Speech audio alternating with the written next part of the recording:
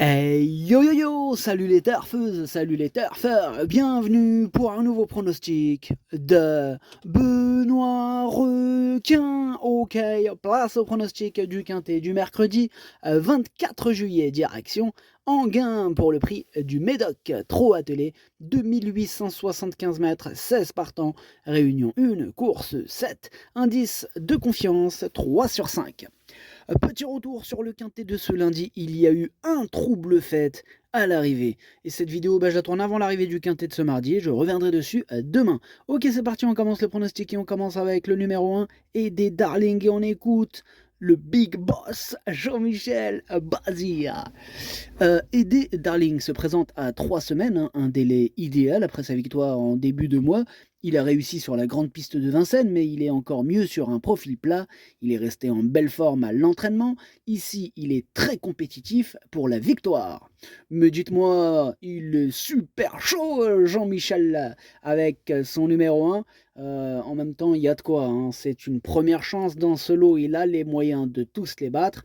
Après, ça sera une question de parcours. Et moi, dans cette question de parcours, je l'ai mis troisième. Voilà. Après, les goûts et les couleurs, ça ne se discute pas. On passe au numéro 2, Fragonard Dello, et on écoute Anthony Duperche. Écoutez, Fragonard Dello, il s'est assez bien comporté à réclamer le mois dernier sur cette piste. Là, on va aller à Aix-les-Bains, avant les deux Grands Prix d'Yvonne ensuite. Cette course-là va permettre de le maintenir dans le bon rythme.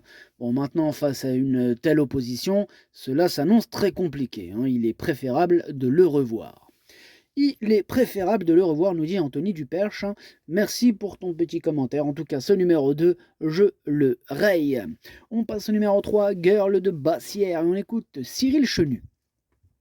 Alors, Girl de Bassière. Girl de Bassière était sûrement un rang trop loin au moment du sprint en dernier lieu dans une course sans train.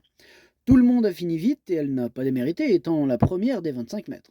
Bon, elle semble bien, elle préfère attendre et il faut une allure rythmée. Normalement, elle va faire sa course et va essayer de rentrer dans le quintet. Ah, va essayer de me prendre la tête, cette girl de Bassière que je n'ai pas retenue. C'est lui mon gros regret, c'est lui mon cheval de complément, cadenas partant. Attention, possible cassage en vue. On passe au numéro 4, favori de Liton, et on écoute Pierre-Louis de Sonnette. Favori de Liton, il n'a pas bénéficié de circonstances de course favorables depuis son succès du 17 mai où il avait eu un bon parcours. Bon, comme il n'a pas trop de marge, il faut que cela se passe bien. Si tout se déroule comme souhaité, il est compétitif pour une place.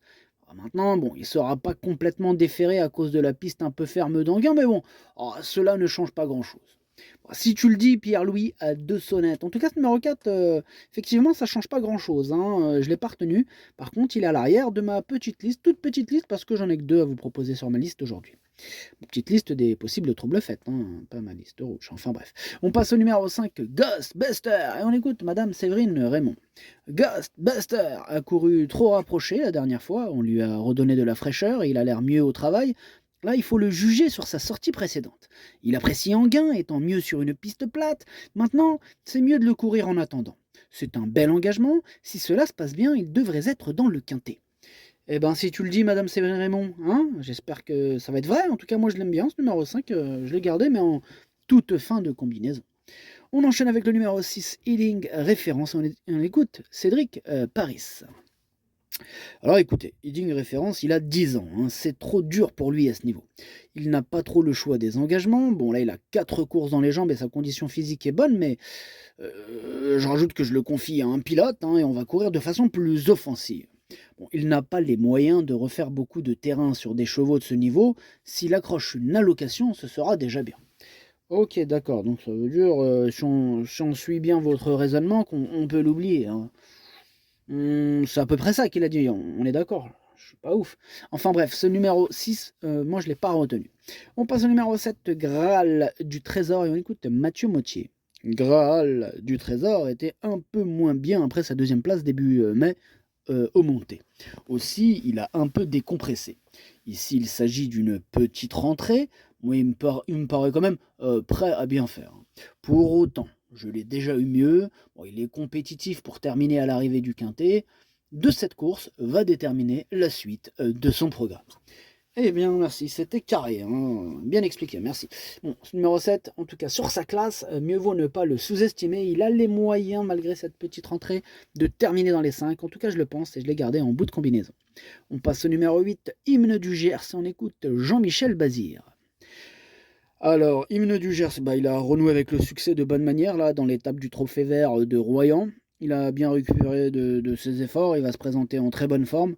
Maintenant, l'opposition est plus forte, hein. Ici, il va falloir élever le niveau de jeu. Il lui faudra donc la bonne course pour pleinement s'exprimer. Il est compétitif pour terminer à l'arrivée du quintet. Pour autant, je lui préfère Aider Darling. Moi, il me plaît beaucoup ce numéro 8. Vraiment, il fait partie de mes deux préférés. Je l'ai mis deuxième. On enchaîne avec le numéro 9, Elliot de Chaos. On écoute Stéphane Prioul. Elliot de Chaos, il a été embêté par un virus là au printemps et après son avant-dernière sortie à Arras. Bon là, il a une course de rentrée dans les jambes à Royan où c'était très dur, hein, aux 50 mètres. Mais bon, il a très bien couru. Cependant, il n'est pas encore prêt. Il est ferré en vue d'un bel engagement au Sable d'Olonne le 9 août. On va essayer de finir de le préparer pour cette épreuve. Ok, bah c'est noté. Bah moi ce numéro 9 je ne l'ai pas gardé. Par contre, voilà, c'est quand même un regret, il me fait quand même un peu peur, hein. C'est mon deuxième cheval de complément en cas de ne portant attention. On passe au numéro 10, Guinness d'Airfray, on écoute David Thomas. Guinness d'Airfray, il a conservé un très bon niveau de forme, hein, depuis sa troisième place, hein, le 23 juin à Vincennes. Bon, le lot était de qualité, hein, et elle a encore répondu, elle a encore répondu présente. Bon, ici l'opposition est forte, hein, également. Bon, elle a prouvé qu'elle savait aller de l'avant, hein, et dominer, mais demeurer aussi performante en étant préservée. Bon, elle sera à l'aise sur le profil plat d'Anguin, une piste qui lui réussit. Mais tout à fait, David Thomas. En tout cas, ce numéro 10 fait partie de mes préférés, hein, j'y crois, je l'ai mis quatrième. On enchaîne avec le numéro 11, c'est Hannibal Tuileries, et on écoute Charles-Marcel Bruno.